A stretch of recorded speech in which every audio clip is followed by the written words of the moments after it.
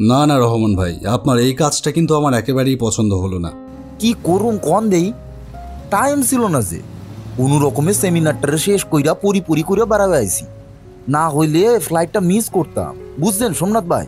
তা পরের ফ্লাইটে যেতেন। ওইটারে ভাই, দেশে ফিরে আবার কিছু ইম্পর্টেন্ট কাজ আছে বুঝছেন, সেগুলো না থাকলে আপনার পাশে একবার ঢু মেরে আসতাম শিওর।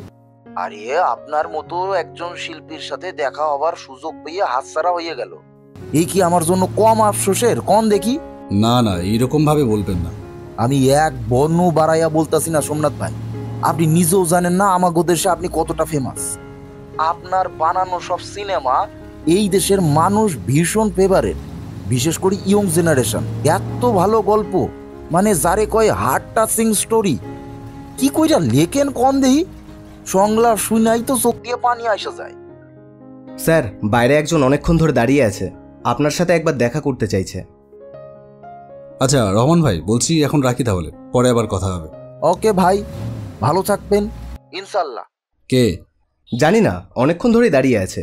কতবার করে দারোয়ান বলেছে যে বাবু এখন ক্লান্ত, কারোর সাথে দেখা করবে না, কিন্তু কিছুতেই শুনছে না, বলছে দেখা নাকি করতেই হবে। ও, ছবি জমা দিতে এসেছে নাকি? না না স্যার, সেসব ব্যাপার না বলেই তো মনে হলো। আর ছবি জমা দিতে এত রাতে এখানে আসবে কেন? সেসবের জন্য তো আপনার অফিসে যাবে। স্যার, আর বলছে আপনি নাকি ওনাকে চেনেন। ওনার নাম কি একটা যেন বলল, হ্যাঁ রামচরণ। হ্যাঁ, সে কি? যা যা যা, ওনাকে নিয়ে আয়। ঠিক আছে স্যার। রামচরণ কাকা এত বছর পরে আমার কাছে? স্যার, উনি ভেতরে আসতে চাইছেন না, আপনাকে একবার বাইরে আসতে বলছেন। গেটের বাইরে এসে দেখলাম আমার দীর্ঘদিনের চেনা প্রাণ শক্তিতে ভরপুর সেই পুরনো রামু কাকা নয়, আমার সামনে দাঁড়িয়ে আছে একজন জরাজীর্ণ মৃতপ্রায় বৃদ্ধ, শরীর ভেঙে অর্ধেক হয়ে গেছে। আমাকে দেখেই মুখের দিকে ফ্যালফ্যাল করে তাকিয়ে থাকলো। কাকা? থাক থাক বাবা, থাক, বেঁচে থেকো, আরো বড় হও। তুমি এতদিন পর হঠাৎ কোত্থেকে এলে? তোমাকে কত খোঁজ করেছি, কিন্তু তারপর থেকে তোমাকে আর কোথাও খুঁজে পেলাম না। তুমি কোথায় চলে গেছিলে? সে অনেক কথা সোমনাথ, সেসব কথা বলার সময় এখন নেই। আমি তোমার কাছে একটা আর্জি নিয়ে এসেছি বাবা, তুমি কিন্তু আমাকে ফিরিয়ে দিতে পারবে না। এ তুমি কি বলছো কাকা? আমি আজকে জীবনে যা হয়েছি তা তোমার জন্য। সেদিন যদি এই অনাথ ছেলেটাকে তুমি রাস্তা থেকে তুলে নিয়ে গিয়ে পিতৃস্নেহে লালন পালন করে বড় না করে তুলতে, তাহলে আজকে আমি কোথায় থাকতাম কাকা? আর তোমার কথা আমি রাখবো না? তুমি তুমি ভেতরে এসো না। না বাবা, আর ভেতরে যাব না, আমি যা বলবার এখানেই বলি। আচ্ছা বেশ, বলো। সোমনাথ, তোমাকে আজই এক্ষুনি একবার মাধবপুর যেতে হবে। মাধবপুরের নাম শুনেই আমার মাথায় যেন আগুন জ্বলে উঠল। অনেক পুরনো স্মৃতি একবার যেন দপ করে জ্বলে উঠে আবার নিভে গেল। কি হলো সোমনাথ, চুপ করে আছো যে? কাকা, তুমি যা বলবে আমি সব শুনব, কিন্তু আমি মাধবপুরে তুমি আমাকে যেখানে পাঠাতে চাইছো সেখানে আমি যেতে পারবো না। আর কেন পারবো না সেটা তুমি জানো।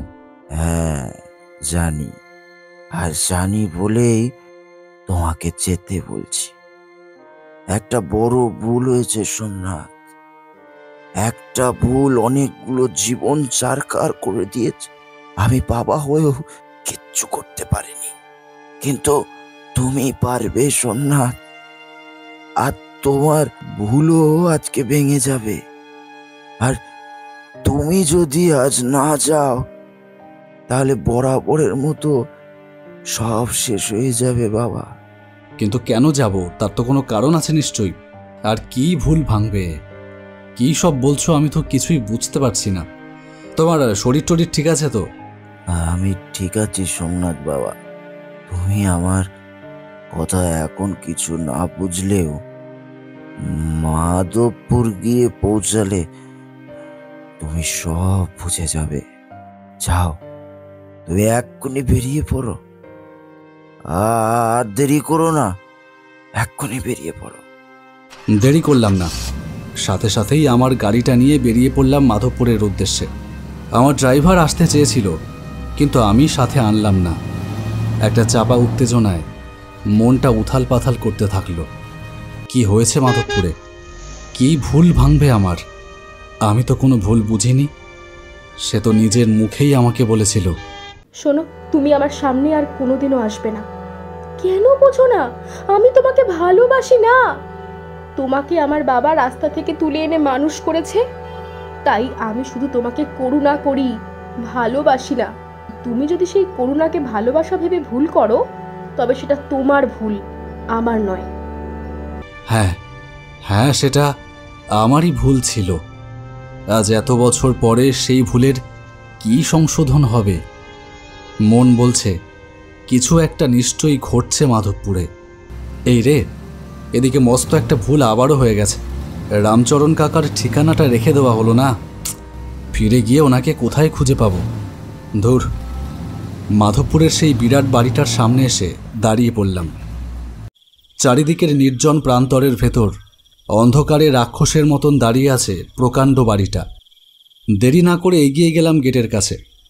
গেট খুলে ভেতরে ঢুকতেই একজন লোক এসে সামনে দাঁড়ালো। কি চাই? আমি একটু প্রধান সাহেবের সাথে কথা বলতে এসেছি। না না, প্রধান সাহেব এখন কারোর সাথে দেখা করবেন না। আপনার কিছু দরকার থাকলে কাল সকালে পার্টি অফিসে আসবেন, সেখানে প্রধান সাহেবকে পেয়ে যাবেন, বুঝেছেন? ভাবলাম এভাবে কাজ হবে না, ভেতরে ঢুকতে গেলে অন্য বুদ্ধি কাজে লাগাতে হবে। কি হলো, দাঁড়িয়ে কি দেখছেন? যান, আমি গেট বন্ধ করব। আপনি বোধহয় আমাকে ঠিক চিনতে পারলেন না। আমি সিনেমার পরিচালক সোমনাথ রায়চৌধুরী। হ্যাঁ, কি বলছেন মায়েরি? আপনি সোমনাথ রায়চৌধুরী? এই দেখেছো, অন্ধকারে আপনাকে একদম চিনতেই পারিনি। আরে আপনার সব সিনেমা দেখি, বিগ ফ্যান দাদা, বিগ ফ্যান। দাদা একটা সেলফি হয়ে যাক। না না ভাই, এখন অত সময় নেই।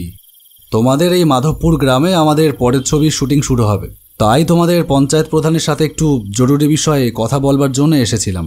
ওরে বাবা, তাই নাকি? এ তো দারুণ ব্যাপার। হ্যাঁ, তা দাদা শুটিং কবে থেকে শুরু হচ্ছে? কাল থেকে। সেই জন্যই তো এখন এই রাতের বেলায় ছুটে আসা। এবার তুমি যদি আজ্ঞা দাও তাহলে ভেতরে যাই। হ্যাঁ হ্যাঁ হ্যাঁ, যান যান যান যান যান। দাদা ভেতরেই আছে, নিচের তলায় প্রথম ঘরটা। কি হলো, চুপ করে আছিস কেন? বল বল, কোথায় পালাচ্ছিলি? আমাকে আমাকে ছেড়ে দাও। আমি মুক্তি চাই, আমি মুক্তি চাই। ঠিক আছে, আজ তোকে মুক্তি দিয়ে দি। চল। এমনিতেও তোর প্রতি আর আমার কোনো মোহ নেই, আর তোকে বাঁচিয়ে রাখলে আমার নিজের অনেক রিস্ক। কবে কোথায় তুই মুখ খুলে ফেলবি তার ঠিক আছে। তার থেকে চল, তোকে চিরতরে মুক্তি দিই আজ। হ্যাঁ হ্যাঁ হ্যাঁ, আমাকে মেরে ফেলো। এই অভিশপ্ত জীবন আমার আর চাই না। আমার জীবনটাকে তো তুমি 11 বছর ধরে একেবারে নরক বানিয়ে রেখেছো। এই যন্ত্রণা আমি আর বয়ে নিয়ে যেতে পারছি না। মেরে ফেলো, আমাকে মেরে ফেলো, আমাকে মেরে ফেলো, দয়া করে আমাকে মেরে ফেলো। বেশ, তোর মনোবাঞ্ছা তবে পূর্ণ হোক। সে গুলি চালাতে যাবে, এরপর আর চুপ করে থাকা যায় না। পকেট থেকে আমার লাইসেন্স করা রিভলভারটা বার করে সোজা গুলি ছুড়লাম লোকটার হাত লক্ষ্য করে। আমাকে বাঁচালে কেন? কারণ মানুষ হিসেবে আমার একটা কর্তব্য আছে, তাই। নামিয়ে দাও, নামিয়ে দাও আমাকে। আমি তোমার সাথে কোথাও যেতে পারবো না। ভাবলে কি করে যে আমি তোমাকে আমার সাথে কোথাও নিয়ে যাচ্ছি? আমি শুধু আমার অন্নদাতা রামচরণ কাকার আদেশ পালন করছি মাত্র। তোমাকে তার কাছে ফিরিয়ে দিলেই আমার কর্তব্য শেষ। এসব কি বলছো সমুদা? তুমি কি আমার সাথে ঠাট্টা করছো? না, ঠাট্টা কেন করব? তোমার বাবা এসেছিলেন আজকে আমার কাছে, তিনিই আমাকে বললেন মাধবপুর আসতে। ভাগ্যিস এসেছিলাম, না হলে। সমুদা, কেন শুধু শুধু একটা মৃত মানুষকে নিয়ে তামাশা করছো? মৃত মানুষ? এবার তো দেখছি তামাশা তুমি নিজে করছো, তাও নিজের বাবাকে নিয়ে। সত্যি যদি এটা কোনো মজা হতো তাহলে বোধহয় আমার থেকে বেশি খুশি আর কেউ হতো না। সত্যি যদি আমার বাবাকে আমি বাঁচাতে পারতাম। দেখো সুবর্ণ, আমি তোমার কথা কিছুই বুঝতে পারছি না। তোমার বাবা কিন্তু আজকে সত্যি সত্যি একটু আগেই আমার কাছে এসেছিলেন। তিনিই আমাকে বললেন মাধবপুর আসতে, না হলে আমি হঠাৎ করে এখন মাধবপুরে কেন আসব? তুমি এসব কি বলছো সমুদা? বাবা মারা গেছে 1 সপ্তাহ আগে, তাহলে তোমার কাছে বাবা আজ রাতে কিভাবে যাবে? তার মানে তোমার কথা যদি সত্যি হয় তাহলে বাবা বাবা মারা যাওয়ার পরেও আমাদের চারপাশে রয়ে গেছে। আমাকে বাঁচানোর জন্য বাবার আত্মা তোমার কাছে গেছিল। কাকা আমাকে বলেছিল মাধবপুর গেলে আমার ভুল ভাঙবে। উনি কোন ভুলের কথা বলছিলেন তাহলে? আমি তোমাকে ঠকাইনি সমুদা, ভাগ্যের কাছে আমি নিজেই ঠকে গেছি। তুমি তো জানো আমার মা ছোটবেলায় মারা যায়, বাবাই আমাকে মানুষ করেছে। কিন্তু বাবা হঠাৎ ভীষণ অসুস্থ হয়ে পড়ে, ডাক্তার দেখাই, বাবার ক্যান্সার ধরা পড়ে, চিকিৎসার জন্য প্রচুর টাকা দরকার। তুমি তখন শখের থিয়েটার করো, তোমার রোজগার নেই, তাই তাই তোমাকেও আমি টাকার কথা বলতে পারিনি। গ্রামে থাকি, গ্রামের বড় মানুষরা একটা টাকা দিয়েও সাহায্য করলো না, কিন্তু পরামর্শ দিল পঞ্চায়েত প্রধানের কাছে যেতে, সে নাকি কিছু একটা ব্যবস্থা করে দেবে। আমি সেই দিনই গেলাম পঞ্চায়েত অফিসে। প্রধান বলল যে রাতে তার বাড়িতে আসতে। বাবাকে বাঁচানোর জন্য আমি তখন জমের দুয়ারে যেতেও প্রস্তুত ছিলাম। সেই রাতে আমি গেলাম তার বাড়ি, কিন্তু সেখানে যাবার পর শোনো, তুমি যত পেছবে তোমার বাবার চিকিৎসাও তত পেছবে। তাই বাবাকে বাঁচাতে গেলে আমি কথা দিচ্ছি, তোমার বাবার চিকিৎসার জন্য সব খরচ আমি দেব। তুমি তোমার বাবাকে নিয়ে কাল থেকে আমার বাড়িতেই থাকবে, এখানেই তুমি বাড়ির কাজকর্ম করবে, আর আমি যখন ডাকবো চুপচাপ চলে আসবে। বলো, রাজি? বাবাকে বাঁচানোর জন্য তখন সেটা ছাড়া আমার কাছে আর কোনো উপায় ছিল না। তাহলে আমাকে যা বলেছিলে সেই সব মিথ্যে অভিনয় ছিল? হ্যাঁ, কারণ আমি চাইনি আমার এই নোংরা হয়ে যাওয়া জীবনটার সাথে তোমাকে কোনোভাবে আর জড়াতে। ওইভাবেই 11টা বছর বাবাকে বাঁচিয়ে রেখেছিলাম, কিন্তু আর পারলাম না। গত সপ্তাহে সব শেষ হয়ে গেল, তাই তো আমি পালাতে যাচ্ছিলাম ওই লোকটার কাছ থেকে, কিন্তু পারছিলাম না।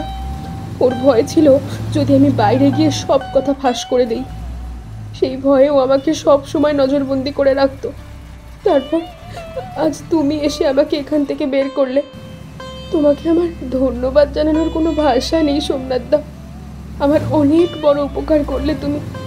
এবার আমার একটা শেষ উপকার করো, আমাকে এখানেই নামিয়ে দাও। আমার যেদিকে দু চোখ যায় আমি কোথাও একটা চলে যাব। তোমার একটা নাম আছে, তাছাড়া আমার একটা সংসার আছে। আমার সাথে নিজেকে জড়িয়ে ফেললে তোমার ক্ষতি হয়ে যেতে পারে, বোঝার চেষ্টা করো। তা হয় না সুবর্ণ। হ্যাঁ, নাম হয়তো আছে একটু আধটু, কিন্তু সংসার আর হলো কই? যাকে নিয়ে ঘর বাঁধবো তার জন্য 11টা বছর ধরে অপেক্ষা করে বসে আছি। যাক, বেটার লেট দ্যান নেভার। দেরিতে হলেও আমার সংসারটা হচ্ছে অবশেষে। সোমনাথদা, আমি আর তোমার যোগ্য নই, আমি অপবিত্র। গঙ্গায় কত মরা বয়ে যায় রোজ, সে কি অপবিত্র হয়? সোমনাথদা, নাও, বুড়ো বয়সে ঘর বাঁধতে যাচ্ছি, তুমি আবার এখন ব্যাগারা দিও না প্লিজ। আপনি 11 বছর ধরে চুপ করে আছেন। স্ট্রেঞ্জ, একবার পুলিশকে এসে সব জানালে ওই পঞ্চায়েত প্রধানের এখন জেলের ভাত খেতে হতো, আপনি জানেন? ঠিক আছে, আপনারা যান স্যার, আমরা এক্ষুনি ফোর্স পাঠিয়ে মাধবপুর থেকে ওকে অ্যারেস্ট করে নিয়ে আসছি। Don't worry.